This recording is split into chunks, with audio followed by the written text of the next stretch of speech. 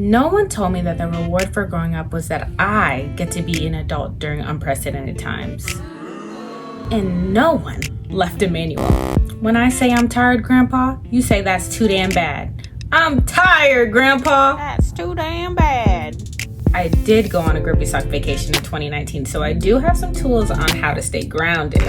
Once you go to a place like that and you learn the tools that you learned there, you realize what brought you there, what circumstances and mindsets and dysregulation brought you there, and you become very protective over those spaces. I want us all to be more protective over the things that keep our nervous system at peace. Got it?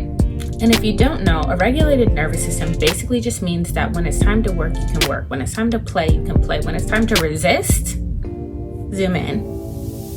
You can resist. Now more than ever, it's important to realize that having control over your nervous system and being able to respond according to what the moment calls for is more important than anything. So let's get into it. I organized this conversation based on the time of day. And the reason being is because different times of day call for different things. Am I right?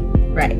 I'm starting with evening because if you don't get good rest, that already sets you up for a pretty bad day. It's savable, kind of, but you really need to start there. So we want to do things that calm our nervous system down. So how do I ground myself at night? First, we're going to start with phone because I think everyone knows that it do be that damn phone, like our moms be saying. At night, you need to limit your screen time. Turn off the apps if you can. Turn off the color saturation if you can. I have a passcode on all my apps and somebody else has the code to that. I don't, because I don't have discipline when it comes to apps.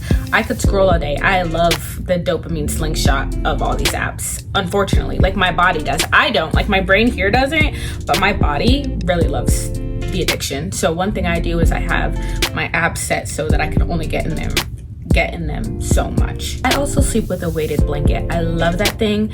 Mine's not heavy enough for me, so I actually ball mine up and I like put it on my chest while I'm sleeping. We all know that kids need baths before bed, but so do adults. We have to give our body a chance to like physically relax, and the way warm water interacts with our muscles is so good for our nervous system. It's calming me down. You smell good. You're not distracted. Your body's at peace. Warm water does a lot for you. If you could take a bath too, take a shower then a bath. Shower first. Don't forget to take a shower before you bath. You gotta shower before you bath. But putting your body under warm water is so good for your nervous system. Another thing is like I have a strict bedtime. I know what time I need to be up in the morning and I don't play about that bedtime. I think you should do the same. If you need to do something, stimulate your brain, you can read a book and you can play a simple game like on the Switch. And I don't play games that are like fighting games or loud. I play things like Sims because the music is really calming and you're just doing like little tasks and the Sims I play, I don't know, but the Sims I play is like, it's not very combative. It's like basically I'm running around town building ovens and stuff. I used to be the kind of person that would like end up falling asleep before I even got to my bedtime routine because I was so exhausted and dysregulated. What I did to combat that is as soon as I would get home for the day, I would start my bedtime routine, even if it was only like 5 o'clock. I would make sure that my phone automatically turned off some of the apps by a certain time in the evening. I really like to do skincare as well because it gets my brain a little bit like wound down just because there's like steps and they're calm steps that I'm completing. Now, for morning, what is the goal of the morning? The goal of the morning is to be able to have the day you want to have. So what are some of those things you do? This is obviously the second most important. For me, natural light is one of the biggest things that I can do. I need to go for a walk very close to the first things that I do in the morning. That's not the first thing I do, but I would say that that's the most impactful thing that I do for my mental health. I go for a walk. If your body allows you to, go for a walk. If you have to wake up early, go for a walk. Walking in the morning has, in fact, changed my life. Right when I get out of bed, I put my headphones on. I don't actually listen to music, but it muffles sound so that any sound that comes to me after I wake up, it's not jarring because I wear headphones so that way any sound that comes towards me is like dampened already. You'd be surprised how far that goes. I'd really, really, really, really, really suggest headphones in the morning just so you could hear less sound. A lot of people like to skip breakfast, but I find I'm a little bit crankier when I skip breakfast. A lot of people don't like to eat breakfast, but the thing is, your body doesn't feel safe when it's hungry. Your body is on alert. Don't eat so much that you fall back asleep. Eat in proper proportion for your needs and for your body, but eat, because that teaches your body that you're safe. When you starve yourself or you fast in the morning, I know it's an unpopular opinion, but your body doesn't know that it's safe, and that actually raises your cortisol. So for me, that's a mandatory. First thing I try to do in the morning actually is like sit at my desk and journal, and I will just kind of brain dump. I like to brain dump. A lot of times I'll write about my dream or what I was thinking about the night before and what I want to accomplish for the day, and any other things that like come up very early in the morning. I really do like to journal in the morning because then it also tells you what to think about in the morning. So this is a perfect place to do like affirmations. Who are you today? Write that in your journal first thing in the morning when your brain is barely on.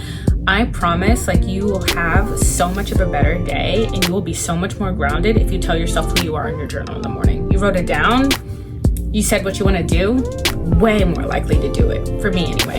The afternoon is all about knowing yourself and knowing your needs more than any other time of day. This one's kind of the hardest for me. So I do work from home. What I really need in the afternoon is to be focused on my work. And so what do I do about being focused? I work best when I'm warm. So I will sometimes put like a heater right next to my desk, and I will wrap up in a hoodie. I'll put my hoodie up, I'll put my headphones on, I'll put the heater blasting on me, because that makes me feel safe enough to work, and I do. If you're neurodivergent like I am, oftentimes I really do get the sleepies in the middle of the day. And if I know that about myself, I just have to know not to fight it. I schedule in a nap. If I don't need it, I just don't take it. But I do schedule in a nap. Now, if you work in an office job, I don't really know how to overcome that. What I believe the best thing is to not fight what's happening, is to embrace it instead. This is grounding because your body trusts you. You want your body to trust you so that it can give you signals. Because once you start like fighting against those signals, they'll stop coming, they'll stop being as loud, they'll stop being as clear, but then you're always in fight or flight. And we don't want that. Maybe an idea is, if you are in a workplace where you can't necessarily nap, maybe you could put like, if you could like put on like, if you have like Netflix on your phone and just like set it to the side and like watch and like zone out while you do your work, it might be good for like a body doubling sake. And I'll post what body doubling is right here, I think. I'll try. And if you're someone who works with a computer, I would wear your blue light glasses. I have mine. I need them. I noticed that the days where I'm not wearing my blue light glasses, I'm more tired, I'm more stressed. And the last thing for afternoon is like, if you can go for a walk in the middle of the day, I would highly suggest going for a walk. Even if it's like a quick outdoor one where you walk around your building or walk around your neighborhood, and do that often, you'd be surprised how much that walk really regulates you. Just being outside and in nature. Get bundled up, make sure you're dressed appropriately, and go for a little walk outside. And also, middle of the day is when we start to get a bit dehydrated. Drink a lot of water. You've already had your coffee from the morning. I know you did. Go ahead and drink a shit ton of water, and water does energize you. Water is nature's energy drink. We can't function without water, so chug a bunch of water and watch your energy increase. I'd also like to talk about staying grounded in unprecedented times when the news is coming out. This is the one that's probably the most important, because there are so many things changing every single day. So how do you take in news and stay grounded during unprecedented times, especially under this news cycle? Because it's been a lot, right? One of the ideas is to find a news source that you trust and choose a time every day to go there. For example, I choose my time for when I'm at the gym, because I'm already moving my body and I can process whatever I'm hearing. That's a good place for me. Another good idea would be maybe you and your friend get on a phone call every night or once a week, and you look at it together. So then you're in a position to not be receiving too much news, but you're also doing it within community, which can make news a lot more bearable. And those are really my two suggestions for right now. If I can think of any more, I'll add them. If you want any more, then I'll add any more. Stay grounded, because it's so important now more than ever to be able to respond according to your best interests. Have a great day.